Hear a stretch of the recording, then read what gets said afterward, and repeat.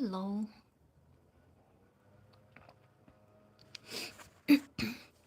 Today we will talk about humans and animals and robots. In the last week session, we had conversation with a guy who lost his job, almost lost his job. Well, it's called early retirement. So the whole his life he was working from age 18, and now he is almost 65, 57, and it's called early retirement. He is forced for the retirement, and when he got those news, he was terrified. um, Interesting, right? And no robots included here in this situation. But during our discussion, I thought, how many people will be in this kind of situation soon, very soon, when they will be replaced by robots from mindless jobs, right? Is it good or bad that a human being, you know, a highly intelligent being, is replaced by a machine? Is it a bad thing that a highly intelligent being stops doing mindless tasks for their 8-10 hours per day? I think it's a good thing. The bad thing that no money, right? No money from this doing those tasks. So, but there will be it will be our future, right? Robots will be replacing humans in some tasks. It's called progress, right? It's nothing, no different than industrial revolution. That, of course, it was very disruptive that time, that humans were replaced with machines. Now it's robots, automation. So what are we going to do? And in our discussion with that man, he said, "Oh wow, okay, I will go." And he has some pension, some money, so he will not be struggling for survival. So he has this um, space to get a fun job for himself, or no job at all. So he has minimal money for survival, so he can do fun jobs or enjoy his life. And he thought, oh, how about I will go and work in the zoo. And, like, no judgment here, but I don't like zoos. My little one didn't go to zoo. She's almost 4. And for the future, I'm thinking, will we need zoos at all with the high resolution, almost realistic AI imaging and videos of, like, animals? Do we do we need zoos at all, like suffering of animals, when we can show exact vision, like video of the animals for kids, without asking those animals to suffer in the zoos, right? So we can tell about the animals, showing them animals like real, almost the real ones, maybe 3D, maybe holographic, maybe even more realistic than, like, they will be more realistic than in the zoos, like in natural environment, right? But AI generated, of course, but there will be no suffering. Can you imagine? But my idea for today's video, and hi people, thank you for joining me. My idea to tell about the, which of course I ask AI bot to generate the ideas, how people who will be replaced by robots, how we can provide jobs for them. Of course, I want to include animals, to rescue animals, how we can eliminate zoos, how we can save those dolphins and belugas and whales and turtles from captivity, how we can save those animals from zoos, how we can save humans and animals together. So we can provide jobs for humans when they will be caring for animals. So I will read those business models. 1. Therapy sanctuary, human animal healing. So ex factory workers become healing guides for PTSD, veterans, burnout techies, like those who will be working for AI companies, for robotics companies. They will be burning out because, you know, I don't know why they will be still burning out if there is so much progress and robots, but there is no job and work ethics, I guess. And there is actually ethics of burning out because humans are not valued as human beings in those tech companies. Yes, they provided good food, they provided good environment, but internally they're expected to be like work like robots to the maximum of their abilities. So yes, they will be still burning out. And then they will come to these sanctuaries where healing guides will take care of them for weekend or after work, so they can pet the pet the animals and connect to nature somehow. um, Kids with trauma. So those ex-factory workers, they need to be educated, and not everybody can do that work, of course. But still, there are some possibilities to work on those in those sanctuaries. Animals, horses, dogs, goats are co-therapists. So if you were in those pet zoos, which are super tiny and dirty. Huge, big sanctuaries might be with different conditions, and mutual respect could provide animals a better conditions. Hi, darling. It's me. Hi.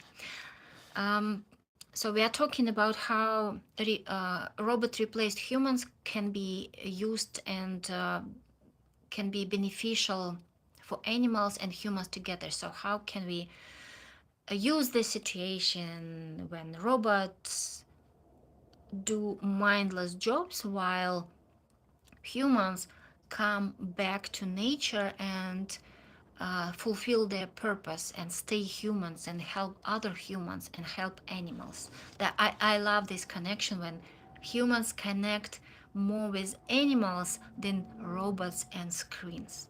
It really fulfills humans and animals. So we connect on the on natural intelligence level, while those tech guys work there as for our future. Anyway, their choice. So corporate wellness packages, insurance reimbursements like equine therapy, and private sessions. Private sessions, come and clean my horse. uh, a VP of like AI company, come and clean your the horse, so you grounding exercise, clean the barn, totally different experience while you leave your office and then come for grounding session. Very expensive one.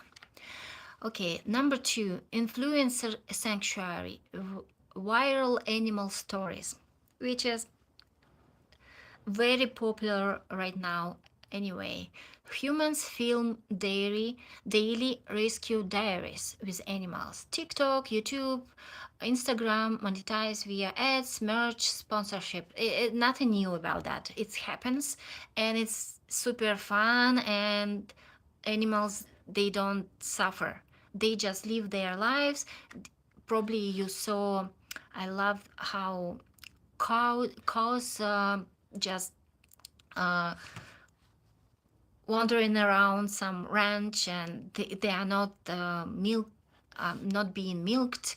They're just like dogs, and people playing music to them, taking care, like totally heaven and earth for those cows that used to suffer in the farms, but now they are living there like totally like rehabilitation, 36-degree turn, uh, no, one 180 turn, not not back. So, and it's so inspiring for people who might be thinking to finish eating red meat, and then they see those cows like dogs, and they like, yeah, this highly intelligent animals, maybe I should reconsider my diet. I'm still eating meat, by the way. But I like intellectually I understand this. It's just my husband cooks perfect steaks. I'm I'm evil, I guess. 3. Corporate retreat sanctuaries. Companies pay for reset days. Employees milk goats, groom horses, build enclosures.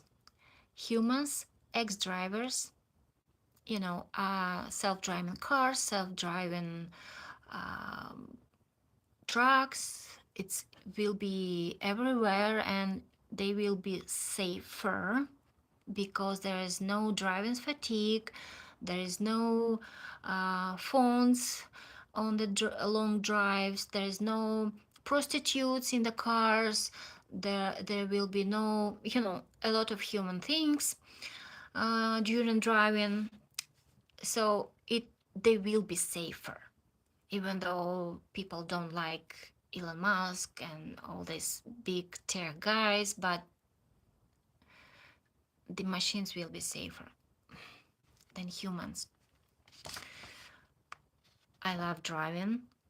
I don't like the automated regime in the car. I don't trust. It's just personal, but I understand that self-driving cars can be safer than humans. I see humans on the roads, and I understand this logic. Um, so, so corporate retreat sanctuary, right? Day passes, 300 to 800 per person. AI said per head. AI. Annual corporate contracts, retreat facilitators, mindfulness guides, nature coaches, which I would love to be too. Maybe I will change my profession. I will be coaching in the and that retreat sanctuary. I still need to uh, learn how to swim perfectly, so I will be coaching with the dolphins in the open ocean during my retirement, I guess. Sanctuary as a service for cities. Cities pay sanctuary to absorb stay rescued animals, plus unemployed residents. Government contracts fund both. Government funds unemployed residents plus rescued animals. Government, do you see? Get ready. Municipal contracts, state unemployment reintegration grants. So I guess this issue with unemployed ex-factory workers should be considered by governments and municipal centers as not just problem of those big companies, but everybody's problem, and we have to come to some solutions together. Um, and it's not only about animals. I guess we can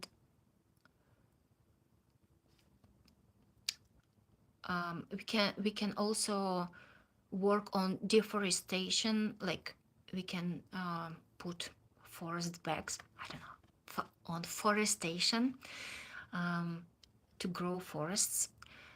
Like here in Northern California, last time we went to Shasta, Mountain Shasta, um, we had 2022, I think we have huge fire there, and now we see small fir trees coming out, not small, like my height, maybe higher, everywhere on the mountains, on the hills.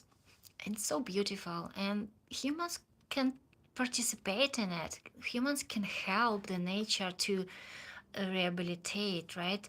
And it's so fun to learn about all this. It is very useful and very beneficial for nervous system to learn how to deal with the land, with the earth, with the soil, with trees, how to plant them, how to care about them. It's so beneficial for human nature to be closer to nature, human nature and nature. You got the idea, right? Why it's so healthy to be closer to nature.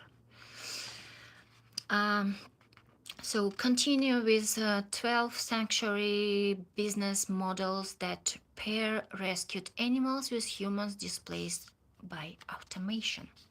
17 minutes, and we are on number 5 from 12. Adopt a day sponsorship. Individuals Individuals or companies sponsor a day of care for specific animal from $100 to $1,000. Humans write thank you stories. So when you take an animal or sponsor a day of care, somebody takes care of this animal, but they put your name or the name of your company somewhere, like they make a video of it, or they put your name or the company name on the animal while they are walking the dog, or whatever. So they make it visible. So your sponsorship is visible. And then humans write thank you stories on the blog somewhere. Sponsorship tires, virtual tours, naming rights, for example, Google Goat Barn. So when other people or children come to visit the barn for virtual tours or in-person tours, so they can see the names of sponsors. Donor relations, storytellers, virtual tour guides. So also the names of positions here. Number 6, sanctuary school, vocational training. Another option, right? Train displaced workers in animal care, permaculture, ecotourism. Graduates get jobs on site or at partner farms. I love it. Tuition subsidized by government or tech layoffs. Like, for example, if Amazon lays off 600,000 workers, so they can subsidize the training and tuition in those organizations. So workers would be kind of requalified to another jobs, as a trainers, as a gardeners, or somebody who be benefiting the cities, the animals, I don't know, education. There's so much need in humans still. And certification fees. So there will be trainers, curriculum designers, career coaches in those institutions. Number 7, art and craft sanctuary. Humans plus animals co-create art. Goat paintings, horsehair jewelry. Natural. Sell online or in galleries. Um, add a QA sticker. Current phone wallpaper. I don't know what's that, but try it. Okay, let's try it. Current phone wallpaper. No. What's that? I don't have current phone wallpaper. I don't know. I don't know what's that. I don't know. No. Question. Let's ask a question. Question. Question. Like this. Okay, done. Why it's on my face? Okay. Start Q&A. All right. First time I'm trying this. Let's see where we are. Art and craft sanctuary. So co-creation. So you can create goat paintings, or pig paintings with the and just organic paint. Use organic paint and horsehair jewelry. And with natural, oh, that's fun. Sell online or in galleries. You can create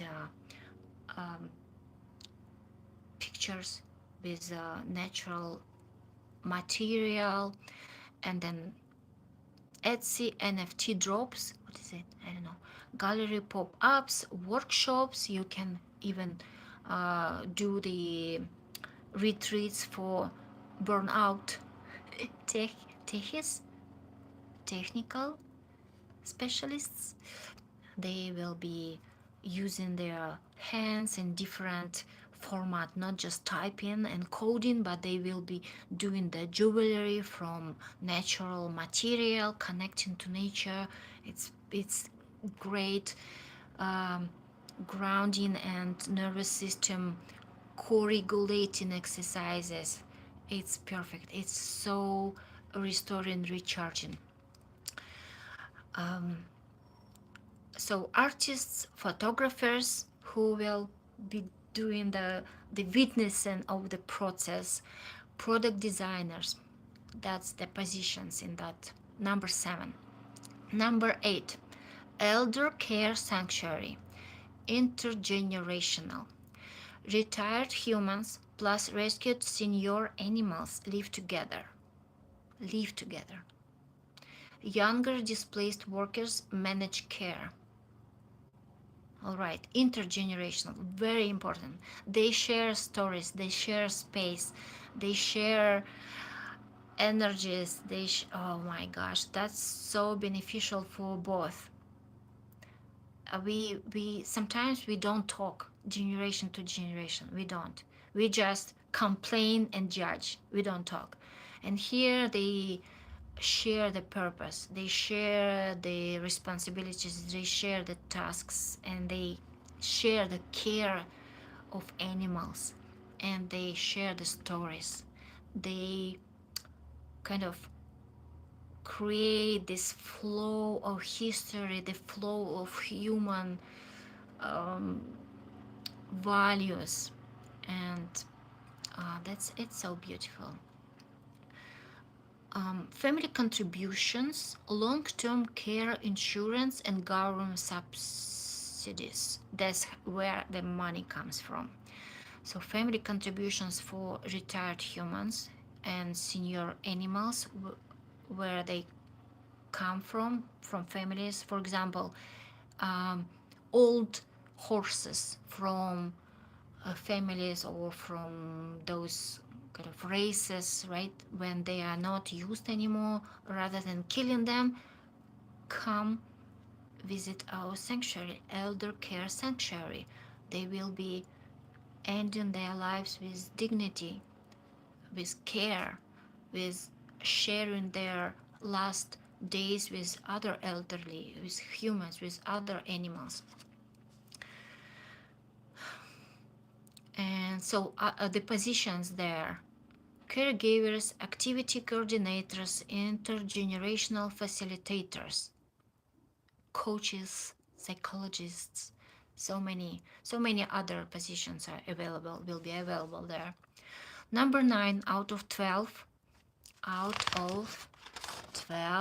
sanctuary business models that pair rescued animals with humans displaced by automation. Number 9, ecotourism sanctuary, glamping and rescue. Um, let's see. Luxury glamping pods near animal zones. Near, not in them. Near. So you will be glamping and watching from the distance. Guests pay to shadow caretakers.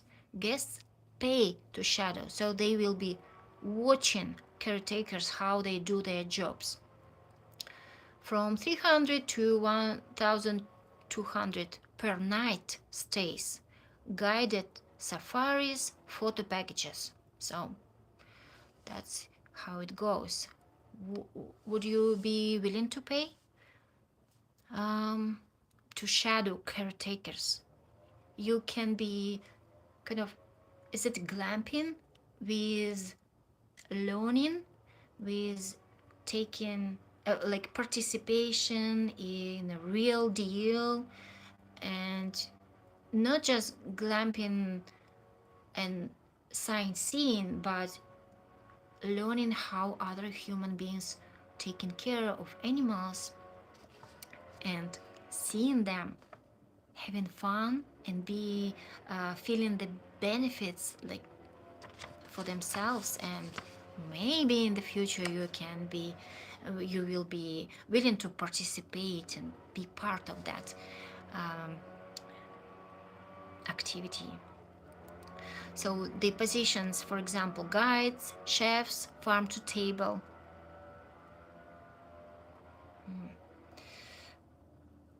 vegetables, storytellers, so and many more other positions. Number 10, robot proof R&D lab, research and development lab. Let's see what's that. Sanctuary tests humane AI tools, emotion detecting variables for animals. That's questionable, alright. I don't think animals would appreciate it.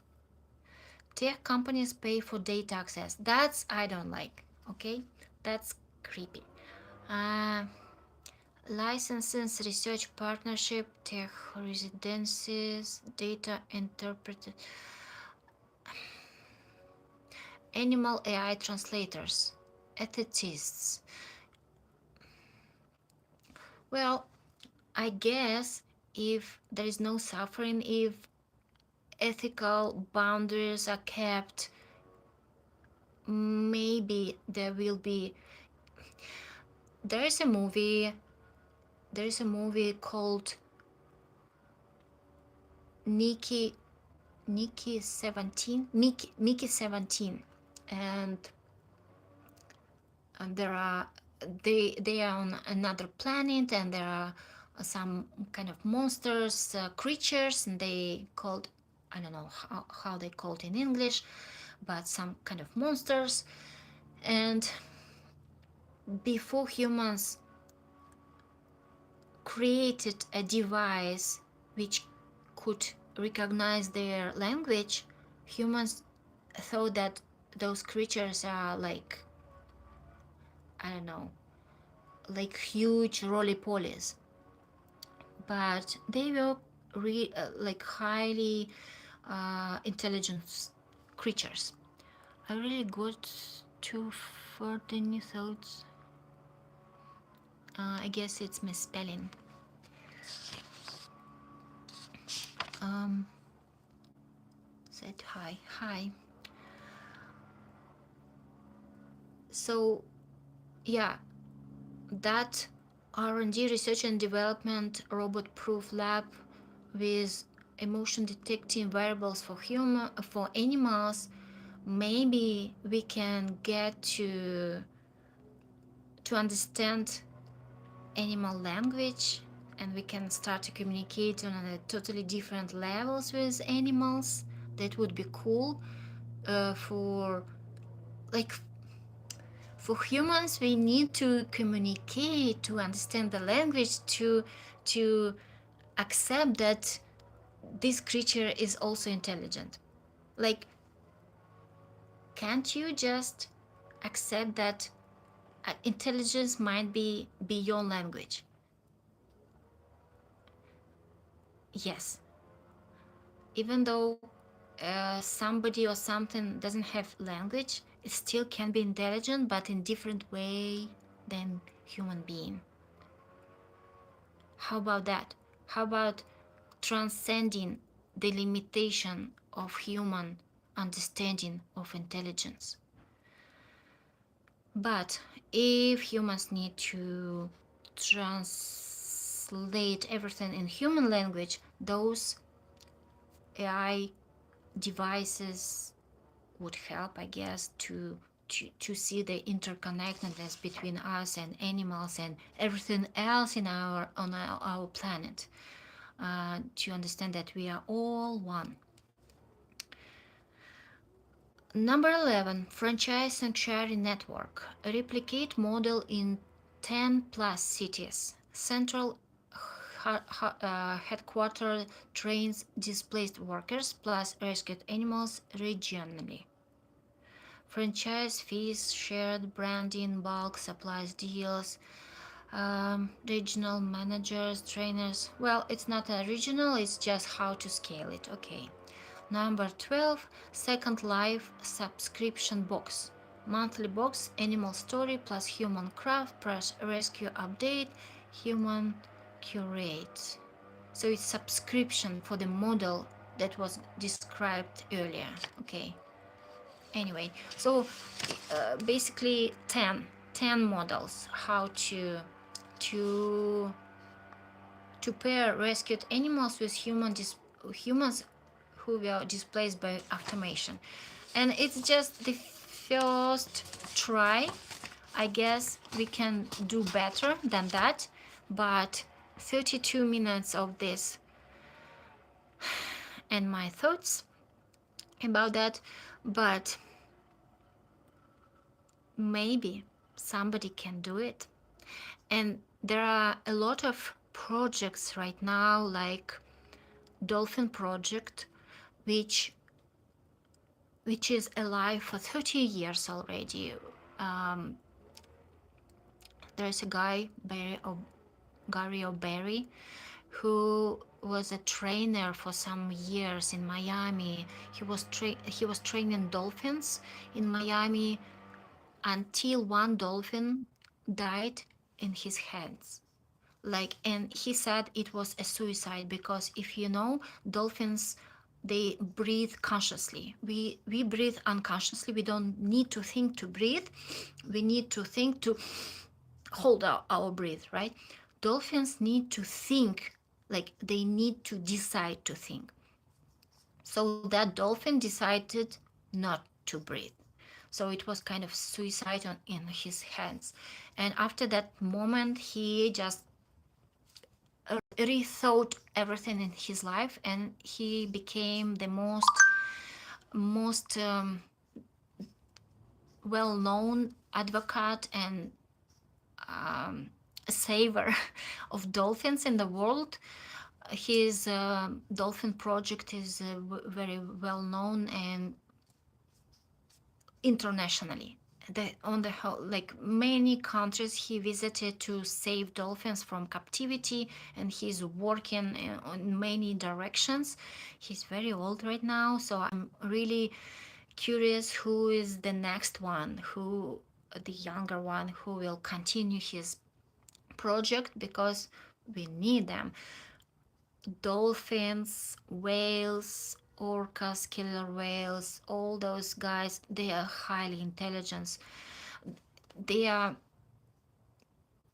they have around 50 million years of evolution, where we humans have 300,000 years. So just in comparison, I believe we can learn from them, from their social system, how they cooperate with each other, and their brain is very uh, different. It's more wrinkled. Like if you take a piece of paper and you wrinkle it, their brain is more wrinkled than others, so it's more complex. And I believe we can learn from them, from studying their social system, how they interact. And they are highly individual, but then they cannot exist outside of social system. Like they are very good in social interactions, and yet they are very good alone too. There are a lot of cases where one dolphin interacted with humans for a long time without interacting with their pods for some reason, like histories, like they can, they they chose humans to be their pods, so they could interact with humans socially too. Highly intelligent.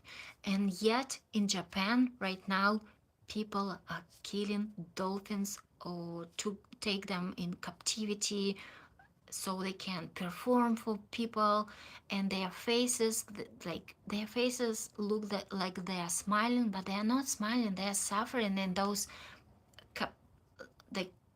the delphinariums or circuses, they are suffering there. They are not meant to be in these captive small areas. They are animals, they are meant to be free in the oceans. They are not smiling.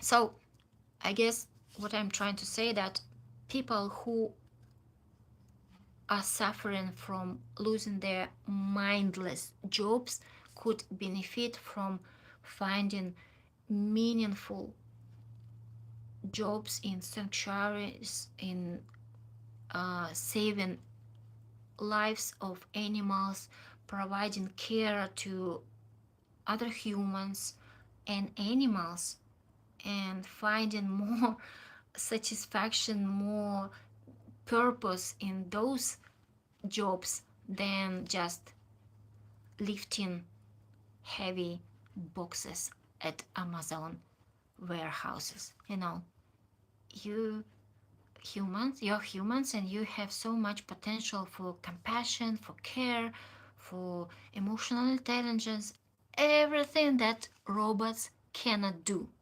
So how about we scale those talents? That's it. That's everything I wanted to say today. I have seen those videos of hunting wild dolphins in Japan. It is, oh yeah, wild. Well, all dolphins are wild. They're supposed to be wild. And there's a Tajin city when they force dolphins, like with the boats, they force in a cave, not cave, but cove, like a very small area between the stone rocks. The dolphins cry, like they are very intelligent, they cry, they are terrified, and then some of them are killed, some of them are trying to escape, they are still captivated, some of them captured and sold to aquariums. Like Japanese people say, it's a tradition, we kind of kill them to eat, but they don't need it. The meat is toxic. This meat is toxic. It's not good to eat, but they kind of defend their tradition. it's our tradition, it's our right to kill them. Oh, I don't know how we humans can justify this evolution. I don't know. The Chinese as well, with all sorts of traditional fishing. Yeah, t- uh, traditional fishing, and all over the world, it's called co-fishing or bi-fishing, when when they fish with huge nets. They don't care what they capture besides the fish. They capture sharks, they capture dolphins, and when they drag the huge fish nets, dolphins have to breathe the air. They cannot be in the water for a long time, but when they are in the nets and the nets are dragging in the water, they basically suffocate in the nets. And then they pull the nets on the trailer. There are suffocated dolphins there, animals, and they don't eat them. They just throw them away in the ocean. So dead dolphins there. It's by by fishing. How like byproduct of this fishing, just killing them. So sad. Like how they hunt shark. Yeah, same. So sad. I know. What to do? Just this industrial fishing practice. Like they don't care, kind of. And I don't know. Like we eat. I always come to yeah, bycatch. Yeah, bycatch. Yeah, I always come to cows. We Those who eat cows like me, I eat cows, but they are also intelligent creatures, right? Because I've never seen how people kill a cow. Maybe when I see it, maybe I change. Like I had several years without red meat. Then I married a man who makes perfect steaks. But when I see in Korea, South Korea, and China, they sell dog meat. Like the the form, the shape of the dog is like my dog, like Rhodesian Ridgeback. They eat Rhodesian Ridgebacks or similar dogs, and like ew. But then I remember myself. I eat cows, and cows for some people are friends like dogs. So can I judge it? But yeah, dolphins are my favorites. Well, step by step, I guess everyone can evolve little by little. So thank you for being with me. Thank you for listening to my 5 cents about ideas about sanctuary business models that pair rescued animals with humans displaced by automation. Thank you. Bye.